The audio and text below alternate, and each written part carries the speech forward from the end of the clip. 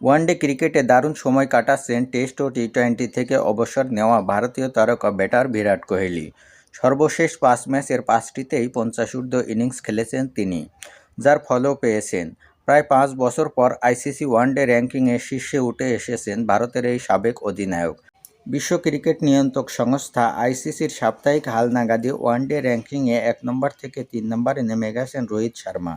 শীর্ষে উঠেছেন বিরাট কোহলি। আর 3 নম্বর থেকে 2 নম্বরে উঠে এসেছেন কিউই ব্যাটার ড্যারেল মিচেল।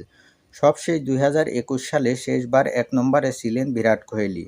এরপর 2022 সালে বিরাট কোহলি সেরা 10 থেকেও ছিটকে যান। তবে 1 বছর বাদে 2023 সাল থেকে আবারও এগোতে থাকেন তিনি। 2025 সালের শেষ নাগাদ 2 নম্বরে পৌঁছান বিরাট কোহলি। আর এখন স্বদেশি তারকা রোহিত শর্মাকে টপকে 1 নম্বরে তিনি। এদিকে কোহলি ছাড়া শীর্ষ 10-এ আর কোনো পরিবর্তন আসেনি। ভারতীয় উইকেটকিপার ব্যাটার কেএল রাহুল এবং লঙ্কান ব্যাটার পাতুম নিসাঙ্কা এক ধাপ করে উন্নতি করেছেন। রাহুলের স্থান 11 আর নিসাঙ্কা রয়েছেন 14 নম্বরে।